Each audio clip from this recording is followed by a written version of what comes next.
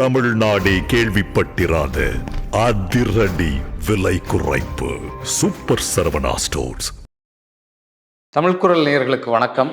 இன்று நாம் உரையாட இருக்கக்கூடிய சிறப்பு விருந்தினர் மார்க்சிஸ்ட் கம்யூனிஸ்ட் கட்சியினுடைய செயற்குழு உறுப்பினர், மூத்த அரசியல்வாதி தோழர் கனகராஜ் அவர்கள். தோழர் வணக்கம். வணக்கம்.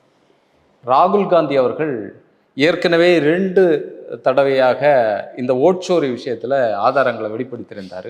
இப்போ ஹரியானாவில் வெளிப்படுத்தியிருக்கிறது மிகப்பெரிய அதிர்ச்சியை ஏற்படுத்தக்கூடிய வகையில் இருக்குது. 25 லட்சத்திற்கு அதிகமான வாக்குகளை முறைகேடாக சேர்த்துருக்கிறாங்க. அது மாதிரி பிரேசிலை சார்ந்த ஒரு பிரபலமான ஒரு நபருடைய பேரில் ஓட்டுகள் இருக்குது. இன்னொரு பெண்ணுக்கு 225 வாக்குகள் இருக்குது அப்படின்னு சொல்லி எல்லாம் வெளிப்படுத்தியிருக்கிறாரு. எப்படி பார்க்குறீங்க? இல்லை, இதுதான் அவங்களுடைய மோடஸ் ஆப்ரண்டி. நீங்கள் பாஜகவை ஒரு அரசியல் கட்சியாக பார்க்காதீங்க. எல்லாத்துக்கும் அரசியல் கட்சி என்பது, அரசியல் கட்சிக்கு பல்வேறு அணிகள் இருக்கும். தொழிலாளர் அணி, விவசாய அணி, அப்படியெல்லாம் வச்சுருப்பாங்க. பட் பாஜக என்பது ஆர்எஸ்எஸ்னுடைய அரசியல் அணி. ஆர்எஸ்எஸ் என்பது ஜனநாயக நடைமுறைகளுக்கு அவங்க எப்போதுமே ஏற்றுக்கொண்டதில்லை. ஜனநாயக முறையை ஏற்றுக்கொண்டதில்லை, தேர்தல் முறையை ஏற்றுக்கொண்டதில்லை, கூட்டாட்சி தத்துவத்தை ஏற்றுக்கொண்டதில்லை. ஒருவனுக்கு ஒரு வாக்கு என்பதை அவர்கள் ஏற்றுக்கொண்டவர்கள் இல்லை. ஒரு திறமையும் தகுதியும் அல்லது நேர்மையும் மிக்க ஒரு 4-5 பேர் அட்வைசரை வச்சுக்கிட்டு ஒரு நாட்டை நடத்தலாம் என்று அந்த பழைய காலத்துக்கு போகிறது தான் அவங்களுடையது. இப்போ அவங்க பேசுகிறது எல்லாம் இன்றைக்கி இருக்கிற நடைமுறையை கொஞ்சம் கொஞ்சமாக மாற்றுவதற்கு அவர்கள் செய்கிற முயற்சி என்பதை நாம் மறந்து விடக்கூடாது. அப்புறம் இந்த மாதிரி வாக்கு திருட்டு என்பதை அவர்கள் பல வகைகளில் செய்வாங்க. நீங்கள் இதை மட்டும் சொல்கிறீங்க. நீங்கள் இஸ்லாமியர்கள் பகுதியில் பலரும் வாக்களிக்க விட மாட்டாங்க அவங்கள, உத்தரப்பிரதேசத்தில் அப்படின்லாம் சொல்லுவாங்க. ஆனால் நீங்கள் ரெக்கார்டை பார்த்தீங்கன்னா அவங்க முழுவதும் வாக்களித்ததாக இருக்கும். ஆமாம். ஆனால் வாக்களித்தவர்கள் சம்மந்தப்பட்ட வாக்காளர்களாக இருக்க மாட்டாங்க. எவனும் எங்கேயாவது போனாங்கன்னா அவ்வளோதான், பார்த்துக்கோ, நீ இருந்துக்கோன்னு சொல்லிடுவாங்க. இது அவங்க ரெகுலராக பண்ணுறது. அவங்க பீகாரில் அதை செய்யத்தான் திட்டமிட்டிருக்காங்க, தமிழ்நாட்டில் அதை செய்யத்தான் திட்டமிட்டிருக்காங்க. இப்போ நீங்கள் ஒருத்தர் வாக்கு கடைசி நேரத்தில் பல்காக இன்னொரு தொகுதிக்கு மாற்ற முடியாதுன்னு நம்ம சொல்கிறோம். ஆனால் நீங்கள் திருச்சூரில் சுரேஷ் கோபி வெற்றி பெற்ற பிறகு, இந்த ஓட்சோர் விஷயங்கள்லாம் வந்த பிறகு, அவங்களோட முக்கியமான தலைவர் ஒருத்தர் சொன்னது, காஷ்மீர்லேருந்து கன்னியாகுமரி வரை எங்கிருந்தும் எங்களுடைய ஆட்களை ஒரு தொகுதிக்கு கொண்டு வாக்களிக்க எங்களால் வைக்க முடியும் என்பது. அதனால தான் சிபிஎம் தொடர்ச்சியாக சொல்லிட்டு வர்ற ஒரு விஷயம் என்னன்னா, நீங்கள் ப்ரொபோஷனல் ரெப்ரசன்டேஷன் வேணும் அப்படிங்கிறது. ரெண்டாவது விஷயம், அவங்கள பொறுத்தவரை இதுக்கெல்லாம் அப்பாற்பட்டவங்க. அது நான் சொல்கிறது பொதுவாக இருக்கக்கூடிய தேர்தல் சீர்திருத்தம் சம்மந்தமானது. பட் பாஜகவை பொறுத்தவரை ஓட்டுக்களை விலைக்கு வாங்குவாங்க. நீங்கள் தனிப்பட்ட ஓட்டு மட்டும் இல்லை, எம்பிக்களை வாங்குவாங்க. ஒவ்வொருவரும் சொல்லுவாங்களே, எங்களுக்கு கிராஸ் ஓட்டிங் நடந்திருக்கு, இவ்வளோ தூரம் நடந்திருக்கு, அவ்வளோ தூரம் நடந்திருக்கு. இப்போ கூட ஜம்மு காஷ்மீர் மேலவை தேர்தலில், ராஜ்யசபா தேர்தலில் வெளியிலேருந்து எங்களுக்கு 8 ஓட்டு வந்தது அப்படிலாம் பேசுவாங்க. அது என்ன பெருமையாக? அது நீங்கள் ஒரு செல்வ செழிப்போடு இருக்கோம் அப்படின்னு சொன்னால், ஒரு சாதாரண மனுஷன் பக்கத்து வீட்டிலேருந்து திருடினேன்னு சொன்னதை, அங்கெல்லாம் திருடித்தான் நான் என் வீட்டை இவ்வளோ செல்வ செழிப்பாக வச்சுருக்கேன்னு சொல்கிறத அசிங்கன்னு நினைப்போம், கேவலம்னு நினைப்போம். ஆனால் அவங்க பெருமையாக நினைப்பாங்க. எனவே அவங்கள பொறுத்தவரை வெற்றி பெறுவதற்காக எதை வேண்டுமானாலும் செய்யலாம், கலகம் நடத்தலாம். நீங்கள் அந்த பகுதியில் நீங்கள் தேவைன்னா வெறுப்பை விதைக்கலாம் என்பதோடு, இது பொலிட்டிக்கல் பிளேனில் உங்களுக்கு தெரிஞ்சது தவிர, அவங்க அட்மினிஸ்ட்ரேட்டிவ் பிளான் இல்லை. அந்த துறையில் ஒரு மோசடி மூலமாக செய்வது என்பதை அவர்கள் வைத்திருக்கிறார்கள். அதை மகாராஷ்டிராவில் பண்ணாங்க. நீங்கள் அது என்ன அலந்த் தொகுதி அலந்த் தொகுதியில் கர்நாடகாவில் பண்ணாங்க. இப்படி எல்லா இடத்துலையும் பண்ணியிருக்காங்க. நீங்கள் ஒட்டுமொத்தமாக தேடி பார்த்தீங்கன்னா பல தேர்தல்களில் அவர்கள் மோசடி மூலம்தான் வெற்றி பெற்றிருக்கிறார்கள் என்பதை கண்டுபிடிக்க முடியும். பட் உங்களுக்கு அதுக்கான ஏற்பாடு கிடையாது. இப்போ நீங்கள் என்ன பார்ப்பீங்க? உங்கள் ஓட்டு இருக்கான்னு பார்ப்பீங்க, தப்பாக இருக்கிற ஓட்டு சேர்த்துருக்காங்களான்னு பார்ப்பீங்க. ஆனால் ஃபைனல் ஓட்டர் லிஸ்ட் வரும்போது உங்களுக்கு எனக்கு எப்படி தெரியும்? அதை எப்படி கண்டுபிடிப்பீங்க? நீங்கள் என்ன பார்ப்பீங்கன்னா, நம்ம சொன்னதெல்லாம் சேர்த்துருக்கான்னு பார்ப்பீங்க, திரும்ப போய் ஒட்டு மொத்தமாக பார்க்க மாட்டீங்க. அதில் தான் 500 ஓட்டு 800 ஓட்டு. இப்போ நீங்கள் ஹரியானாவில் பண்ணாங்கன்னு சொல்கிறீங்கல்ல, இங்கே 865 ஓட்டு இருக்கே இப்போவும். அந்த ஃபைனல் வாக்காளர்களோடு தான் பீகார் தேர்தலுக்கு போகுது. தேர்தல் கமிஷன் அதுக்கு பதில் சொல்ல விரும்பாது. உச்சநீதிமன்றம் அதில் தலையிட விரும்பலை. ஏன்னா தேர்தல் ப்ராசஸ் ஆரம்பிச்சிருச்சுன்னா நாங்கள் ஒன்றும் சொல்ல முடியாது அப்படின்னு சொல்கிறாங்க. இவ்வளவும் பண்ணுறது அவங்க மோசடி என்பது அவர்களுடைய அரசியல் டிஎன்ஏவினுடைய ஒரு டிஎன்ஏல இருக்கிற மிக முக்கியமான பகுதி அதுதான். எனவே இதில் ஆச்சரியப்படுறதுக்கெல்லாம் ஒன்றும் இல்லை. ஆனால் இது ரொம்ப அத்துமீறி போகுது. இப்போ முன்னாலேயே இந்த சிஸ்டம் இருக்கிறதுக்கு முன்னாலே களவுகள் நடக்கும். ஒட்டுமொத்தமாக ஓட்டு போட்டுட்டு இருக்கும்போதே கடைசியில் ஓட்டை பிரித்து போடுறது, யாருக்கு ஆதிக்கம் அதிகமாக இருக்கிறோ அவங்க ஓட்டுக்களை போடுறது, இப்படி எல்லாம் இருந்தது. ஆனால் இது மிகவும் ரொம்ப படுபாதகமான செயலாக இருக்கு. ஹரியானா ஒட்டுமொத்தமே அந்த ஆட்சி அதிகாரம் இப்படி தான் பிடிச்சிருக்கிறாங்க அப்படிங்கிற வெளிப்பாடு. ஆமாம், நீங்கள் தேர்தலுக்கு முன்னால் பல ஊடகங்களில் மெஜாரிட்டி காங்கிரஸ் வரும்னு சொன்னாங்க. அது எப்படி இருந்தது? அதனால தான் அவங்க நாடாளுமன்ற தேர்தலின் போது இப்படி ஒரு சந்தேகம் வந்துடக்கூடாதுங்கிறதுனால தான் 400 சீட்டுக்கு மேலே பிடிப்பாங்கங்கிறத அவங்க எக்ஸிட் போல் முடிஞ்ச பிறகும் கூட தேர்தலுக்கு பிந்தைய வாக்காளர் கருத்து கணிப்பு அப்படின்னு போட்டே கூட அவங்க 400 சீட்டுக்கு மேலே வாங்குவேன்னு சொன்னாங்க. ஸோ அவங்க செய்கிற தப்பை பவர்ஃபுல்லாக செய்வாங்க. நீங்கள் இதுவரை இதுக்கு முன்னால் சொன்னதெல்லாம் நிர்வாகம், ஆட்சி முறை, இதையெல்லாம் ஏமாற்றிட்டு பண்ணுறது. அதே தப்பை நிர்வாகம் பண்ணால், ஆட்சியில் இருக்கவும் பண்ணால், அதை நடத்துகிற தேர்தல் கமிஷன் பண்ணால் எப்படி இருக்குங்கிறதுக்கான உதாரணத்தை பார்க்குறோம். இது அந்த ஃபேசிஸ்ட் டெண்டன்சி உள்ள உங்களுடைய இயல்பான குணம் என்பதை புரிந்து கொள்வது.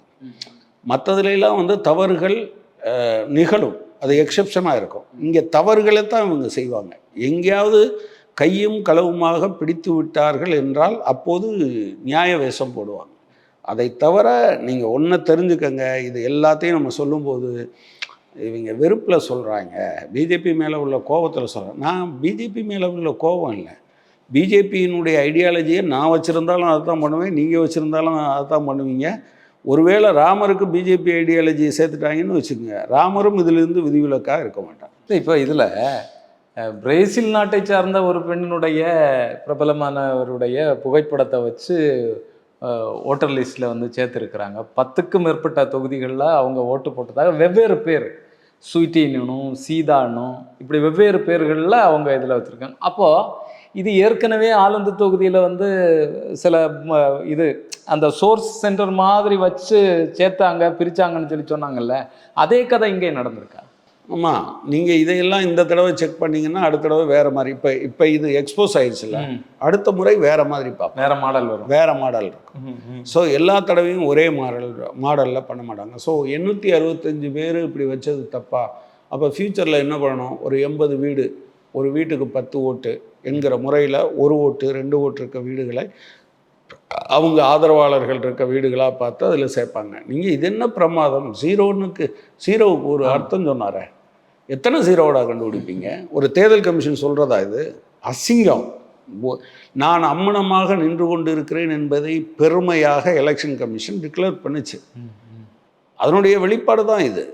எனவே நீங்கள் அவங்க இன்னொன்று இதெல்லாம் எக்ஸ்போஸ் ஆயிடுச்சு, இப்போ வெளிப்படையாக தெரிஞ்சிருச்சுன்னு சொன்னால் அடுத்த விட வேறு முறைகளில் அவங்க கண்டுபிடிப்பாங்க. இது அவங்களுக்கு தெரியும். நீங்கள் ஒன்று தெரிஞ்சுக்கங்க, ஆர்எஸ்எஸ் இந்த ஆண்டு ஆரம்பத்தில் ஒரு 150 கோடி ரூபாய் செலவில் டெல்லியினுடைய மத்திய பகுதியில் 4 ஏக்கர் நிலத்தில் 5 லட்சம் சதுர அடி இதில் 36 ஒரு 3 டவர் 36 ஃப்ளோர் அவங்க கட்டியிருக்காங்க.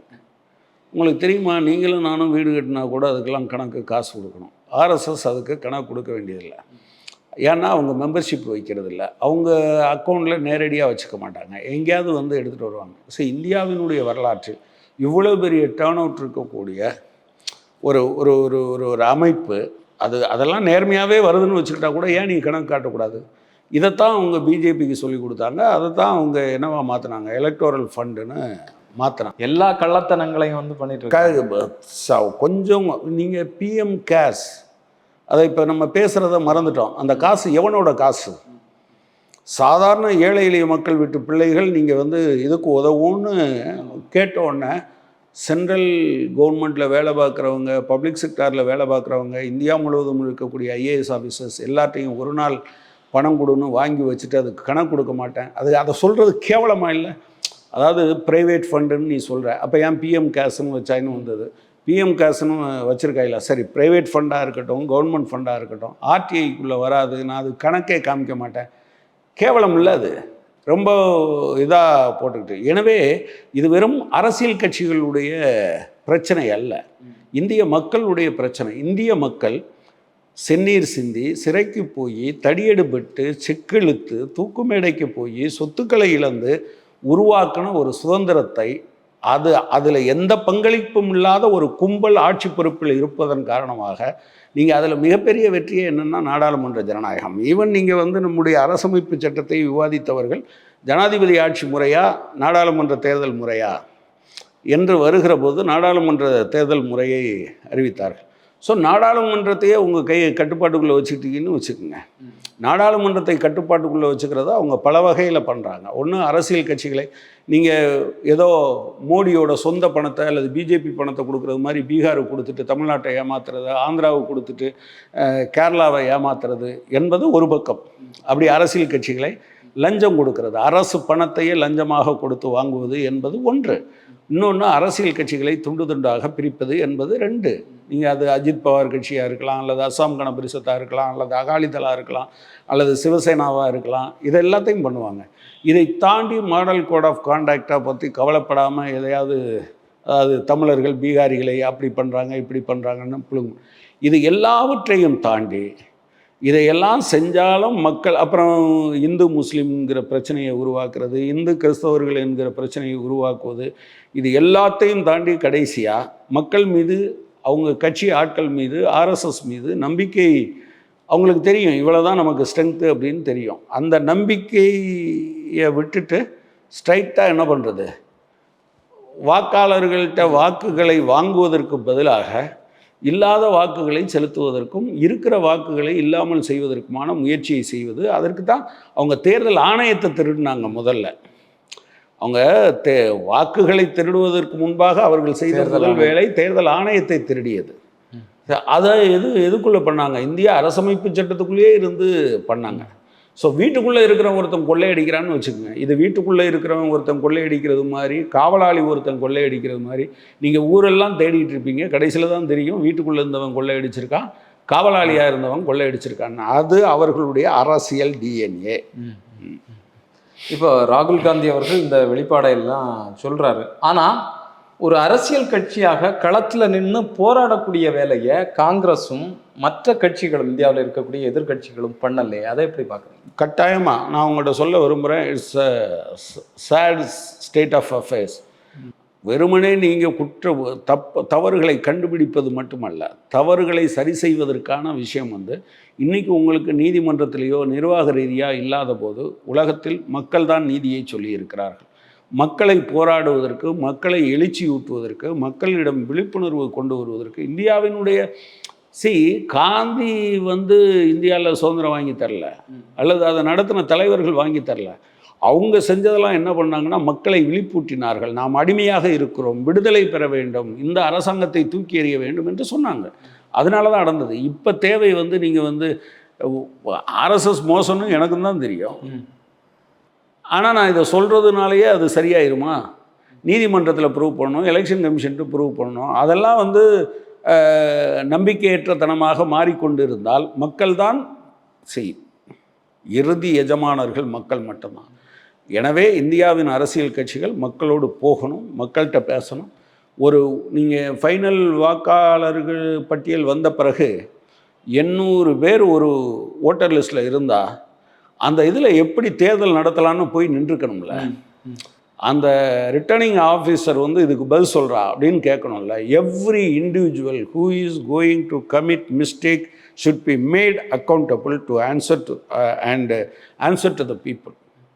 நீங்கள் அவன் பொறுப்பாக்கப்படணும். 865 ஓட்டு வந்திருந்ததுன்னா அது ஒரு மிகப்பெரிய வெற்றியை தீர்மானிக்கிறது மாதிரியான விஷயங்கள் என்கிற போது சம்பந்தப்பட்ட நபரை நாம் பொதுவாக கேள்வி ஏற்பாடு இல்லாமல் டிஸ்மிஸ் பண்ணுவதை, சஸ்பெண்ட் பண்ணுறதெல்லாம் நான் ஏற்றுக்கொள்கிற ஆள் இல்லை. ஆனால் இந்தியாவினுடைய ஒட்டுமொத்த ஜனநாயகத்தையும் கேலிக்கூத்தாக்குகிற ஒரு நடவடிக்கையில் ஒருவன் ஈடுபடுவான் என்றால் அவன் நீங்கள் வந்து பாவம் இவன் அலுவலர் இப்படி சொல்லிட்டாங்க. இன்னும் அரசு அலுவலர்களுக்கெல்லாம் கொடுக்கப்பட்டிருக்க வேலை என்ன? You have to obey the legal and lawful orders. சட்டப்படியாக நீங்கள் வந்து நான் உனக்கு உயர் அதிகாரி அவனை கொண்டு வான்னா கொண்டு வருவீங்களா? நீங்கள் பண்ணக்கூடாதுல்ல. ஏன்னா அது அது சட்டப்படியான செயல் இல்லை. எனவே அதை நீங்கள் செய்ய முடியாது. அதை மறுதளிக்க தகுதியானவர்களாக இவர்கள் இருக்க வேண்டும் என்பதான் அதில் இருக்குது. இப்போ நீங்கள் சொன்ன மாதிரியே ஒரு தொகுதியில் ஒரு அட்ரஸில் இவ்வளோ ஓட்டுகள் வந்து அதிகமாக இருக்குது. இப்போ ஹரியானாவில் இவர் சொல்லக்கூடிய கணக்கு பார்த்தா 22,000 சில்லற வாக்குகள் தான் வித்தியாசம் வெற்றிக்கும் தோல்விக்கும் இடையில். அப்போ 25 லட்சத்துக்கு மேற்பட்ட வாக்குகளை வந்து போலியாக சேர்த்துருக்குறாங்க போது இது மிகப்பெரிய ஒரு சிக்கல். இந்த சிக்கலை உணராம தான் இன்னும் வந்து இந்த கட்சிகள் இருக்கா? இல்லைன்னா மக்களை திரட்டுறதுல இவங்க நம்பிக்கை இல்லாமல் மக்கள் வந்து எப்போதுமே என்னன்னா நீதிமன்றம் சொல்லிடுச்சா ரைட்டு, அதிகாரி சொல்லிட்டாரா ரைட்டு அப்படின்னு நினைக்கிற மனோபாவம் இருக்கு. நீங்கள் அதை மக்கள்கிட்ட உணர வைக்கணும். நீதிமன்றம் இந்த மாதிரி இடித்தவனுக்கு நிலம் சொந்தம்னு சொல்லி பாபர் மசூதி விஷயத்தில் சொல்லிட்டு போயிடுச்சு. அவர் இப்போ இந்த பதவியில் இருக்கார். இவ்வளவு பேரும் பார்த்துக்கிட்டு இருக்கும்போது ஒரு பாபர் மசூதியை இடித்தாங்க, ஒருத்தங்கூட தண்டிக்கப்படல. ஒரு வீட்டை இடித்தா, ஒரு ரோட்டில் தப்பு பண்ணால், ஒரு கொடிக்கம்பு நாட்டிட்டா டேமேஜ் பண்ணுன்னா அதுக்கெல்லாம் ஃபைன் இருக்குது. ஆனால் ஒரு 450 கால வரலாற்று சின்னம் என்பது அளிக்கப்பட்ட போது இந்த நாட்டினுடைய உச்சநீதிமன்றங்களும் இந்த நாட்டினுடைய எல்லாம் ஃபெயிலான பிறகு சாதாரண நம்பிக்கை ஜனங்கள்கிட்ட இருக்கணும்ல. அதை உருவாக்க வேண்டிய ஒரு பொறுப்பு. நீ இந்துவா, நீ கிறிஸ்டினா, நீ முஸ்லீமா என்பதல்ல பிரச்சனை. நியாயம் இன்னைக்கு ஒருவருக்கு மறுக்கப்படலாம், நாளைக்கு எனக்கு மறுக்கப்படலாம். அதுதான் நீல்மோரோட கவிதை. அவர்கள் கம்யூனிஸ்டுக்காக வந்தபோது நான் கவலைப்படவில்லை, தொழிற்சங்கவாதிக்காக வந்தபோது கவலைப்படவில்லை, எனக்காக வரும்போது பேசுவதற்கு யாரும் இல்லை என்று. எனவே இன்றைக்கு நீங்கள் அடுத்தவருக்கு அநீதி இழைக்கப்படும் போது, இன்னொரு இடத்தில் அநீதி இழைக்கப்படும் போது நீங்கள் பேசவில்லை என்றால் அதே அநீதி உங்களுக்கு மீண்டும் இழைக்கப்படும். இன்னும் கொடூரமான முறையில் இழைக்கப்படும் அந்த நீதி என்கிற முறையில் இதை புரிந்து கொள்வது அவசியம். ஆனால் இங்கே இந்தியாவில் பாலராமர் எல்லாம் வந்து கனவுல சொல்றாரு இப்படி தீர்ப்பு வழங்குன்னு சொல்லி, என்ன அதை வெளிப்படையாக வேற சொல்றாங்க. வெளிப்படையாக சொல்ற அளவுக்கு அவருக்கு தைரியம் வந்திருக்கு. அன்னைக்கு தைரியம் இல்லை. அது அந்த தீர்ப்பு எழுதுகிற போது நான் தான் இந்த தீர்ப்பை எழுதுகிறேன். அதாவது இந்தியாவினுடைய நீங்கள் வந்து நீதி பரிபாலனத்தில் ஒருத்தர் ஜட்ஜ்மெண்ட் கொடுத்தா அவர் தான் எழுதுனதா அர்த்தம். 2 பேர் இருந்தால் யார் ஜட்ஜ்மெண்ட்டை எழுதுனதுன்னு எழுதுவாங்க. வித்தியாசமான தீர்ப்புகள் எழுதுனா இதில் நாங்கள் ஒத்து போகிறோம், இதில் வேறுபடுறோம்னு எழுதுவாங்க. ஆனால் 5 பேர் சேர்ந்து ஒரு தீர்ப்பு எழுதிட்டு அந்த தீர்ப்பை எழுதுனது யாரும் சொல்கிறதுக்கு கூட திராணியற்றதாக உச்சநீதிமன்றம் இருந்தது என்பது கவலைக்குரியது. அன்னைக்கு அவங்களுக்கு ஒரு சின்ன பயம் இருந்தது, மக்கள் எழுவார்களோ எழுச்சி வருமோ என்கிற பயம் இருந்தது. ஆனால் அது அப்படி இல்லை என்கிற போது அவர் ஓப்பனாக சொல்கிறார், ஆமாம் நான் தான் எழுதினேன், எனக்கு ராமர் கனவுல வந்து சொன்னார் என்று சொல்கிற தைரியம் எப்போ வந்தது அப்படின்னு சொன்னால் 2 விதமாக இருக்குது. ஒன்று மக்கள் ஒன்றும் பெருசாக கொதித்தலைன்னு நினைக்கிறாங்க. இன்னொன்று வந்து என்ன நினைக்கிறாங்கன்னா அப்படியே இருந்தாலும் பாதுகாக்கிறதுக்கு சவுக்கிதார் இருக்கார் அப்படின்னு அவங்க நினைக்கிறாங்க. அதனால் அப்படி பண்ணுறாங்க. பட் நீங்கள் அல்டிமேட்டாக ஃபைசாபாத் மக்கள் வந்து வாக்கு மூலம் அவர்களை தோற்கடித்தார்கள், வாக்குச்சீட்டுகளின் மூலமாக தோற்கடித்தார்கள். ரைட்டு, நல்ல விஷயம். அதே வாக்குச்சீட்டில் அவரை தோற்கடித்தார்கள் என்பது மட்டுமல்ல, பிஜேபி அந்த தொகுதியில் ராமர் கோயில் கட்டப்பட்ட தொகுதியில் மண்ணை கவ்வ வைத்தார்கள் என்பது மட்டுமல்ல, அநேகமாக இந்த 2019க்கு பின்னால் நீங்கள் பார்த்தீங்கன்னா உத்தரப்பிரதேசத்தில் சிங்கிள் லார்ஜஸ்ட் பார்ட்டி என்கிற அந்தஸ்தை முதல் முறையாக பிஜேபி இழக்கிறது. இந்த தடவை 80 ஜெயிப்போன்னு சொன்னாங்க, 72 73 வரை ஜெயிச்சிருந்தாங்க. ஆனால் சிங்கிள் லார்ஜஸ்ட் பார்ட்டியாக யார் வந்துட்டா, 37 சீட்டோட சமாஜ்வாதி கட்சி வந்தது. இவ்வளவும் இருந்தது என்பது மக்கள் இந்த ஏமாற்று வேலைக்கு தயார் இல்லை. ராமரை கூட ஏமாற்று வேலைக்கு கொண்டு வந்துட்டானே அப்படின்னு சொல்லும்போது நான் உண்மையிலே சொல்கிறேன், சிபிஎம்முக்கு அதில் ஒரு பெரிய பெருமை இருக்குது. மறைந்த தோழர் சீதாராம் யெச்சூரி முதல் முறையாக அவரிடம் ராமர் கோயில் திறப்பு விழாவுக்கு வாங்கன்னு சொல்லும்போது இது ஆன்மீகம் சம்பந்தப்பட்டதல்ல, இது ஓட்டுக்கான பொலிட்டிக்கல் ப்ராஜெக்ட், எனவே நான் வர முடியாது என்று சொன்னார், வெளிப்படையாக சொன்னார். அது ஒரு முன்னெடுப்பு. அந்த முன்னெடுப்பின் காரணமாகத்தான் பெரும்பாலான கட்சிகள் போகலை. அப்போவும் ஊசலாட்டம் இருந்ததெல்லாம் உண்மை. ஆனால் இதை மீறித்தான் இங்கே ஜெயித்தாங்க. எனவே இந்த மாதிரியான சின்ன சின்ன மனத்தடைகளை விட்டுவிட்டு மக்கள் வர வேண்டிய, அரசியல் கட்சிகள் வெளியே வந்து மக்களிடம் அறைகூல் விடுக்க வேண்டிய தேவை இருக்கிறது. இந்த ஓட்டு திருட்டுக்கு எதிராக, ஓட்டு மோசடிக்கு எதிராக இவங்க தேர்தல் கமிஷனுடைய இந்த அட்டூழியத்துக்கு எதிராக மக்கள் திரண்டெழுந்து தான் இதை தீர்ப்பு சொல்ல முடியுமே தவிர ஆதாரத்தையா நீங்கள் வச்சுக்கிட்டு என்ன பண்ணுவீங்க? அவன் என்ன கேட்பா, நீ அஃபிடேவிட் தாக்கல் பண்ண, கோர்ட்டுக்கு போன்னு சொல்லுவான். கோர்ட்டு என்ன சொல்லுவோம்? தேர்தல் நடைமுறை ஆரம்பிச்சிருச்சு பிறகுவான்னு சொல்லும்.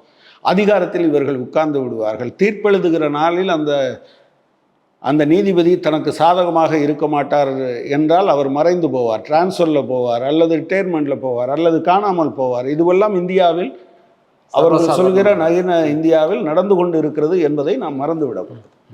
உங்களுடைய கருத்துக்களுக்கும் நேரத்திற்கும் நன்றி.